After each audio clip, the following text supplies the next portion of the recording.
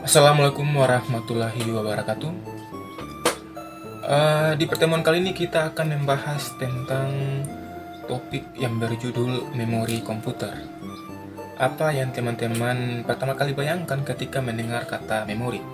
Apakah itu sebuah flash disk, hard disk, atau kartu memori berukuran kecil yang sering kita gunakan di handphone kita?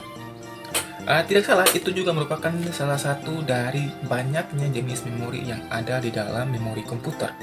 Di pertemuan kali ini kita akan membahas tentang apa saja jenis-jenis memori komputer dan bagaimana kinerjanya. Jadi, mari kita mulai. Sebelum lanjut ke materi tentang memori, kita tinjau terlebih dahulu tujuan dari pertemuan kita pada video kali ini. Yang pertama yaitu memahami konsep dasar memori di dalam komputer. Yang kedua yaitu menjelaskan jenis-jenis memori yang ada di dalam komputer. Yang ketiga yaitu memahami hierarki memori dan perannya dalam menunjang kinerja sistem. Dan yang terakhir yaitu menjelaskan lebih lanjut melebihi kekurangan serta kelebihan dari masing-masing memori tersebut. Kita mulai dengan apa itu definisi dari memori komputer. Ini saya ambil dari websitenya Disk4Geeks. Memori komputer adalah mirip seperti otak manusia, di mana memori digunakan untuk menyimpan data atau informasi dan juga bisa berupa instruksi yang akan dijalankan oleh komputer kita. Memori ini adalah sebuah unit penyimpanan data atau data storage, atau juga bisa dikatakan sebagai perangkat penyimpanan data. Dengan kata lain berupa sebuah device storage yang dimana data akan diproses dan instruksi yang diperlukan akan disimpan prosesnya. Nah, memori ini tidak hanya bisa menyimpan input, tapi dia juga bisa menyimpan output dari proses yang kita hasilkan. Dan memori terdiri atas dua. Yang pertama, memori yang volatile.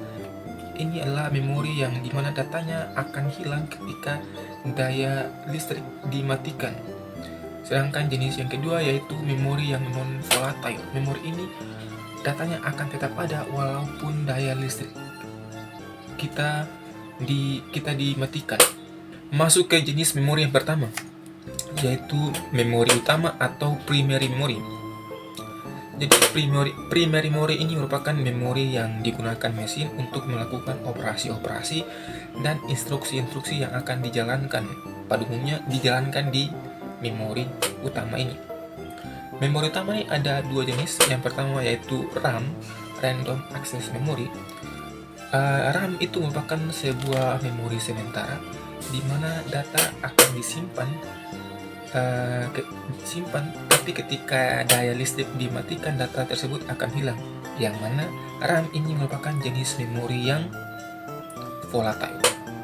Nah, data yang ada di dalam RAM akan disimpan sementara, kemudian CPU atau prosesor kita akan mengakses data dari RAM tersebut. Di sini kita bisa melihat bagaimana aliran data yang ada di dalam komputer. Data kita pada awalnya disimpan di sebuah hard drive atau disk. Data tersebut ditransfer terlebih dahulu ke dalam RAM. Lalu CPU bisa menggunakan data tersebut dari RAM. Kenapa? Pertanyaannya, kenapa CPU tidak langsung mengambil saja data yang ada di dalam hard drive? Hal ini karena kecepatan dari hard drive itu sendiri kurang cepat dibandingkan dengan kecepatan dari RAM. Oke. Jenis memori yang kedua yaitu ROM, Read Only Memory. Seperti namanya, ROM itu tidak bisa ditulis ulang dan hanya bisa dibaca. ROM ini mempunyai sifat yang non-volatile, atau data di dalam ROM akan tetap ada walaupun daya listrik kita dimatikan. Nah, apa gunanya dari ROM ini? ROM ini digunakan untuk menyimpan instruksi-instruksi awal dari sistem operasi seperti firmware dan BIOS. Uh, berbeda dengan RAM, ROM itu tidak bisa dipasang atau dibongkar pasang. ROM itu sudah tertancap langsung di dalam motherboard. Jenis memori yang kedua adalah memori sekunder atau secondary memory. Memori ini adalah memori cadangan atau memori tambahan yang mana sifat dari memori sekunder itu non-volatile atau data tetap ada walaupun daya listrik dimatikan. Nah, memori ini sangat cocok sekali untuk digunakan penyimpanan jangka panjang karena sifatnya yang non-volatile dan biasanya kapasitas dari memori sekunder ini besar-besar dibandingkan dengan memori utama. Tapi kelemahan yang pernah kita sebutkan sebelumnya di memori primary, memori ini tuh biasanya kecepatannya tuh lambat dan lebih lambat dibandingkan dengan memori utama. Nah, contoh dari memori secondary itu banyak kita temukan di dalam kehidupan kita sehari-hari. Yang paling umum mungkin teman-teman pernah memegang yang namanya flash disk, hard drive, hard disk, dan kartu memori yang ukurannya kecil. Itu merupakan jenis-jenis dari memori secondary. Selanjutnya dari jenis-jenis memori adalah memori cache. Memori cache ini adalah jenis memori yang dimana diakses lebih cepat dibandingkan dengan memori utama, dimana kinerja dari memori ini tuh lebih cepat dibandingkan memori utama, digunakan untuk meningkatkan kecepatan dari kinerja komputer kita. Memori ini sifatnya itu volatile, di mana hanya sementara datanya disimpan, dan memori cache itu 100 kali lipat lebih cepat dibandingkan dengan memori utama. Nah, kita bisa lihat bagaimana CPU kita mengakses data-data yang ada di dalam memori. Pertama, CPU itu akan mengakses cache memori. Jika datanya ada, maka data diambil dari cache memori tersebut. Nah, jika tidak ada, maka CPU akan mengakses primary memory, di mana jika data tersebut sering digunakan, data tersebut akan dipindahkan ke dalam cache memory. Dan seperti yang kita tahu, primary memory itu menggunakan data yang ada di dalam secondary memory, sehingga urutannya akan seperti ini. CPU akan menggunakan data di dalam cache memory karena lebih cepat dan lebih dekat jaraknya. Jika tidak ada datanya, maka akan diambil ke dalam secondary memory. Nah, CPU tidak bisa langsung mengakses data yang ada di dalam secondary memory, maka secondary memory akan ditransfer datanya terlebih dahulu ke dalam primary memory. Kira-kira seperti itu. Yang selanjutnya adalah memori virtual. Ya, seperti namanya, memori virtual artinya memori yang tidak nyata, hanya berupa virtualisasi. Jadi, ini merupakan suatu teknik di dalam dunia komputer di mana teknik ini digunakan untuk memperbanyak atau menambah ukuran dari memori utama. Seolah-olah dia membuat ilusi bahwa memori utama itu ditambahkan. Jadi, bagaimana cara kerjanya? Jadi secondary memory kita yang ukurannya kapasitasnya besar itu akan diambil dengan ukuran-ukuran tertentu digunakan sebagai memori utama, ditambah ke dalam memori utama atau ditambah ke dalam RAM, sehingga ukuran dari memori utama akan lebih membesar. Tapi ingat, ini hanya berupa ilusi dan tidak akan meningkatkan kecepatan secara drastis, hanya memperbanyak. Jadi kita bisa lihat ini gambarannya, di mana secondary memory sebagian ukurannya akan digunakan untuk menambah memori utama. Nah, apa bedanya ketika tidak menggunakan virtual memory? Nah, biasanya RAM itu ketika datanya sering diakses, datanya akan disimpan di virtual memory terlebih dahulu. Sehingga ketika dipanggil, RAM hanya perlu mengambil dari virtual memory, yang mana mungkin teknik ini lebih cepat dibandingkan dengan tanpa menggunakan virtual memory. Sekarang kita akan membahas tentang hierarki memori yang ada di dalam komputer.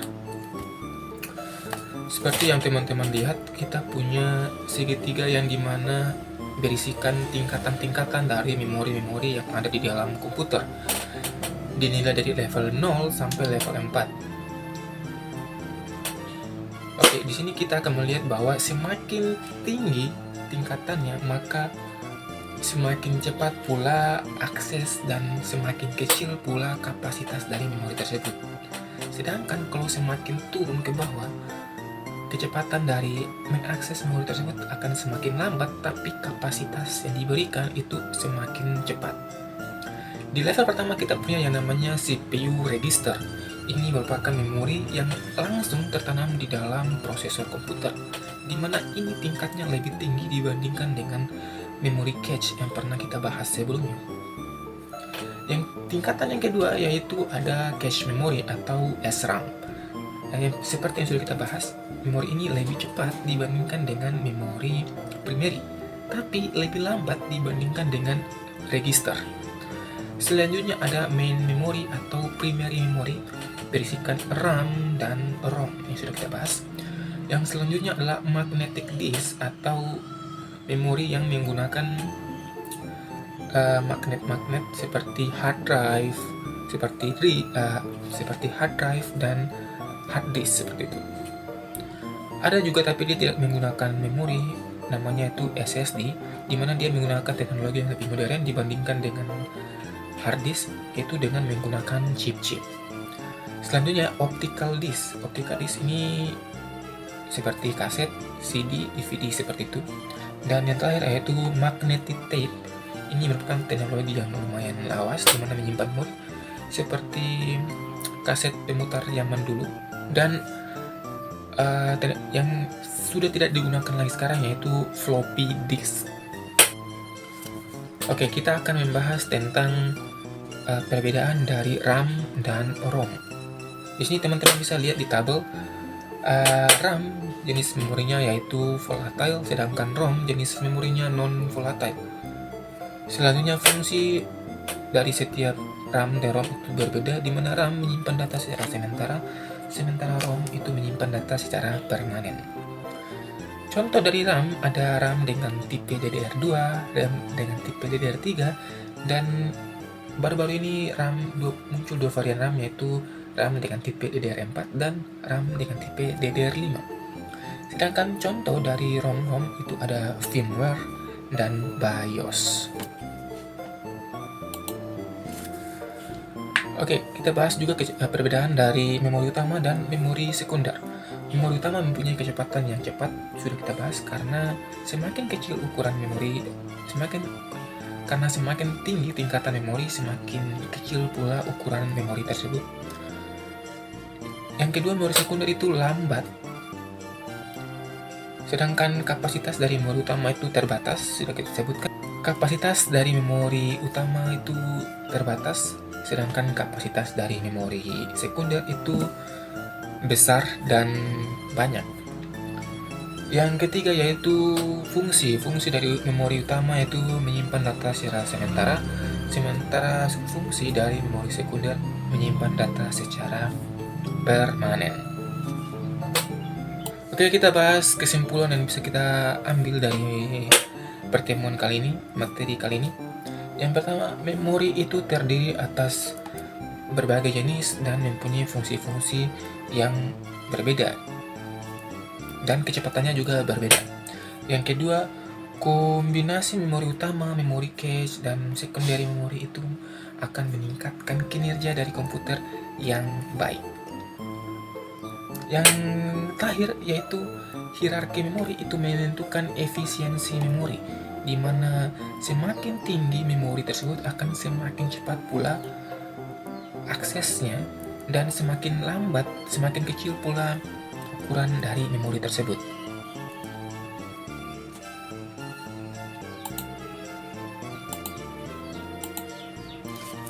Oke, itu saja pertemuan pada video kali ini. Mudah-mudahan teman-teman mengerti atas yang saya sampaikan di video kali ini. Sampai jumpa di video selanjutnya. Adios.